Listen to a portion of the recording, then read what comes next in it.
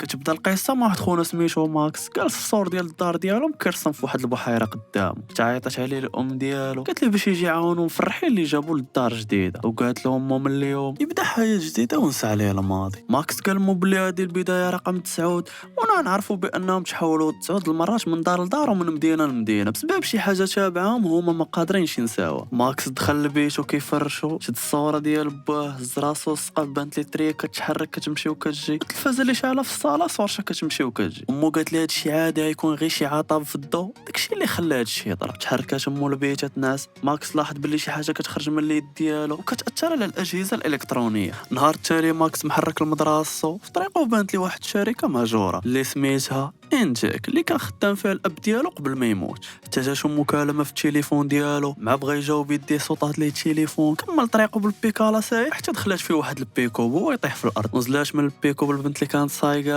سميتها صوفيا، اللي كانت كتقرا معاه في نفس القسم. طمأنات عليه وقالت ليه نتلاقاو من مورا الحصه. سالات الحصه، تحرك ماكس مع صوفيا في البيكوب ديالها للكراج ديالو، باش كتصلح ليه البيكالا ديالو وطلبات منه السماح. ماكس ما رجع للدار لقى مولي عارض على مايلز العشاء، اللي كان صديق ديال الاب ديالو ماكس. ومايلز كان هو اللي قنع مولي موت ماكس تحول للدار يعيشوا فيها. ومايلز عاود لماكس باللي نهار توفى الاب ديالو كان معاه وحاول ينقذو ولكن ما قدرش. وفي شركه انتيك وقعت شي حاجه ماشي طبيعيه، واحد الحوض ديال الماء. فطو جوج ديال العلماء يشوفوا شنو طاري، حتى انتشر عليهم المفلوه وتشبك على اجزاء كريستاليه بحال الجليد. والعلماء عيطوا للامن وعلموهم يقدر يكون شي واحد اخترق ليهم الشركه، وبان على اجهزه بلي شي حاجه كطير في الشركه. والعلماء بقاو متبعينها، علموا الامن يدخلوا مع وصلوا بان لهم واحد الكائن غريب كيطير، داز من وسط الامن وما داو ما جابوه حتى خرج من وسط الشركه. ومايلز جالس مع موت ماكس، تحرك ماكس يجيب قرعه ديال الماء، حسس مع مو كتهضر مع مايلز على شي موضوع خازنا عليه. تحرك ماكس هز البيسي وكيقلب على السبب اللي مات به الاب ديالو، فلقى غير خطا تقني والسبب اطال في الشركه باش توفى الاب ديالو. ماكس خط بالي هادشي ماشي سبب مقنع، حتى يديه سطاو ليه البيسي ديالو، بدا كيضرب فيه حتى كيكتشف بلي الضو خارج ليه من يديه وقدر يتحكم فيها. كيسد يديه كيختفي الضو. صباح الحال مشى للغابه يجرب القوه اللي عنده في يديه على الاجهزه ديال الضو، حتى تشوطات اللامبه اللي قدام. نهار الثاني في المدرسه ماكس كيرسم، حتى كتدق عليه صوفيا من الزاج كتهضر معاه، قالت ليه نتلاقاو في المطعم. قال لها واخا ودار معاها، دار الثلاجه اللي موراها صوتها حتى تساز ديك المناضه اللي وسط. في الليل ماكس كيدوي مع الام ديالو، قال لها بلي المدينه كامله عارفه الموت ديال الاب ديالو الا هو اللي ولده ما عارف عليه والو. مو قالت لي بلي كنبغي نعاود ليك ولكن القصه معقده وغريبه وماكس ما غاديش يستوعبها. ماكس خرج قدام الباب كان ساكي كيخمم، بان كائن غريب حتى الباب ديالهم كيراقب ماكس. صباح الحال ماكس تحرك عند صوفيا اللي كان داير معاه البارح، تلاقاو وبداو كيقرقبوا الناب وكيتعرفوا اكثر على بعضيات. عطاتو التليفون ديالها باش يدخل النمره ديالو، ماش التليفون صوت على التليفون. ماكس حس براسو متحكم في الضوء، مشى للحمام اللي في المطعم وحاول يتحكم في الضوء ديال المطعم وصوت عليهم الضوء كامل اللي تما. وخرج من المطعم وتحرك للغابه وبدا كيغوت حتى خرج ديك الطاقه اللي وسط منه. نهار الثاني ماكس فاق لقى حوايجو كاملين محروقين بسبب الضوء اللي خرج منه البارح. قام مستغرب وما عرف شنو السبب اللي طرا ليه، حتى خرج ليه كائن غريب قال لماكس باللي سميتو السيل وشرح ليه الطاقه والجهد اللي عنده، وقال ليه باللي من شحال هادي وكيراقبو باش يحميه من اي واحد باغي يقتله. هو مطايف مع داك الكائن السيل، مع سمعت امو صداع في البيت طلعت تشوف شنو طاري. ماكس خبى السيف في السله ديال الحوايج، خرج عند امو قال لها بلي غير صوت التلفازه كنتفرج في واحد الفيلم ديال الاكشن، ورجع دخل لبيتو ولقى السيل من موراه. قال لي يقدر يعاونو بطريقه يمتص داك الضوء اللي عنده في الجسم ديالو. تحركوا الغابه بجوج وكيتناقشوا على القوه اللي في الجسم ديال ماكس. حتى كتبان لهم واحد الطوموبيل كبيره بحال ديال العصابات هابطين منها شي رجال مسلحين كيقلبوا على السيل. ماكس هو يقول للسيل اللي طاح في يدهم غادي يحلوا ويكتشفوا المكونات ديالو، وقدروا بجوج يهربوا من الغابه. ماكس تحرك للمدرسه وضرب السيل في الشكاره ديالو، خل القاسم دوز الحصه ديالو عادي. بدا السيل كيتحرك وكيدير ليه روينه وكيغوت. صحابو اللي كيقراو معاه مستغربين على داكشي اللي واقع. سالات الحصه، ماكس محرك مع السيل واحد البلاصه مهجوره، والسيل بدا كيشرح لماكس القوه اللي عنده ويقدر يتحكم فيها وقتاش ما بغا، وراه كيفاش يخدمها. ماكس بدا كيجرب وكيحاول يجرب على شي طريقه اللي يستخدم بها القوه والسرعه ديالو. السيل قال له تقدر تستخدم هاد القوه اللي عندك في القتال. ماكس بقى فرحان بالقوه اللي عنده وما بقاش مديها في السيل، بقى كيحاول ينقز من مسافات عاليين وكيجري بسرعه البرق. والسيل قال له بلي غادي يوريه شي حاجه خطيره. ندام السيل مع ماكس، وماكس لقى راسو لابس لبسه ديال الحديد اللي هي السيل. تصدم من داكشي اللي شاف، حتى بدا كيبانوا ليه شي ذكريات ديال الاب ديالو ما مفهومينش. ماكس رجع للدار ما لقاش الام ديالو، عيط لميلز ولكن ما كيجاوبوش. هز البيكالا ديالو ورجع لشركه انتيك وغادي في الطريق ديالو حتى خرجت صوفيا عاوتاني كانت غضربو بالبيكوب ديالها. بدا كيهضر معاه حتى لاحظ باللي ديك الطوموبيل اللي كانت في الغابه عاوتاني تابعه. هرب من تما قال السيل خاصهم يتفارقوا باش نشتوا الانتباه للطوموبيل اللي تابعانا. تفارقوا حتى صوفيا خرجت لماكس ركب معاها وقال لها ما تسولينيش شنو واقع وزيدي في الصوره وديني شركه انت. مشات عافطه بالبيكوب ديالها توصلات للشركه رحب بهم مايلز وماكس طلب منه يعاود ليه شنو وقع للاب ديالو بالتفاصيل. مايلز ما بغاش يعاود ليه حتى ماكس حس بالجسم ديال الضو تحكم ليه في جسمه كامل وخرج من الشركه وسمح في صوفيا وهي ما فاهمه شنو طاري. ماكس تحرك للسكه ديال التران حتى كيبان ليه غيوقع شي اعصار. تخبى وسط واحد القادوس حتى كتبان ليه قدامه واحد البنت خاسره بها الطوموبيل وسط السكه الحديديه. تحرك لعندها ماكس حط يديه على الكابو ديال الطوموبيل وديمارات وتحركات من تماك. تخزن في واحد الكراج داز عليه داك العاصفه وريبات الكراج. حتى بان ليه بلي الاعصار كيبان على كائن فضائي وقدر يتحكم في الرياح والماء. هذا الفضائي هو اللي قتل الاب ديالو. الفضائي بغى يصفيه حتى لماكس. ستايل حضر وندمج مع ماكس رجعوا له بساحه حديديه. ستايل وماكس عرفوا كيفاش يتحاربوا مع الفضائي وماكس بقى مرونه معاه حتى صفاه ليه. ملي تقتل الفضائي ماكس قرب ليه لقى الشكل ديالو بحالو بحال السيل. ماكس قال سي بلي نتوما بحال السيل. حاول يدافع على راسه وقال ليه بلي كان كيحارب الفضائيين مع الاب ديالو قبل ما يموت. وماكس ما تيقش الكلام ديالو وقال السيل كل واحد يشد فينا طريق. تحرك للدار ديال صوفيا وطلب منها التليفون ديالها وطوموبيلتها وشي ليكاش باش تطولي في الجسم ديالو وما يخسرش الطوموبيل. ماكس محرك بالطوموبيل كيهضر مع مايلز عاود لي على الاشخاص اللي كانوا تابعينه وهما اللي اختفاش في هذه اللحظه. ومايلز قال له باللي يقدروا يكونوا دوك الاشخاص هما اللي خطفوا امه ودا هو المختبر اللي كان خدام فيه الاب ديالو. ماكس بقى غادي بسرعه على المختبر حتى وصل ليه. بان ليه السيل ونظام التشغيل ديالو حابس. دا كيبان ليه الذكريات ديال الاب ديالو نهار اللي مات فيه ملي كان المختبر تحت هجوم من الفضائيين والاب ديالو كانت عنده نفس القوه ديال ماكس. كان واحد الجهاز على شكل كبسوله وصنع باش يثبت الطاقه اللي في الجسم ديال بوش ماكس. هو كيحارب الفضائيين ولكن مايلز كان تابع الفضائيين استغل الفرصه ديال بوش ماكس فاش كان في الكبسوله سحب منه كاع القوه اللي عنده وهادشي اللي خلى الاب ديال ماكس يموت. فهنا ماكس عرف بلي مايلز بغى يدير ليه نفس الطريقه اللي دار الاب ديالو. فحضر مايلز وكان مندمج مع واحد الكائن فضائي ولابس بدله فضائيه وبدا مطايف مع ماكس في المختبر اللي كانت فيه الكبسوله اللي صنع الاب ديال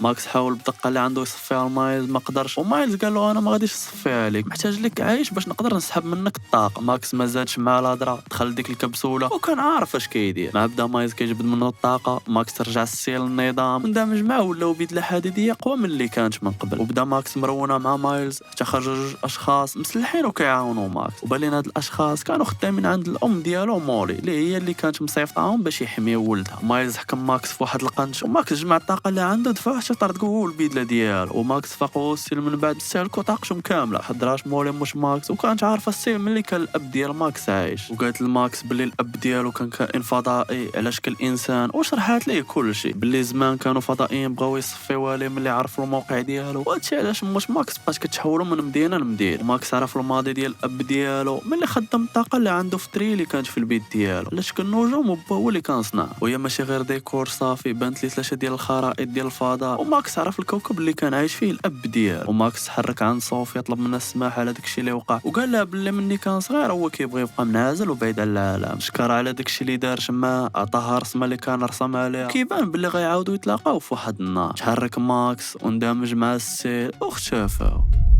هنا نكونوا سالينا ملخص الفيلم. ما تنساوش لايك كومنت سبسكرايب وبارطاجيو مع العشرة. ما كرهناش نوصلوا 5000 لايك باش نكملوا في الكونتنت. هذا انستغرام ديالي وهذا فيسبوك. خليو لي اقتراحات ديالكم على افلام اللي بغيتو نديرها وتهلاو.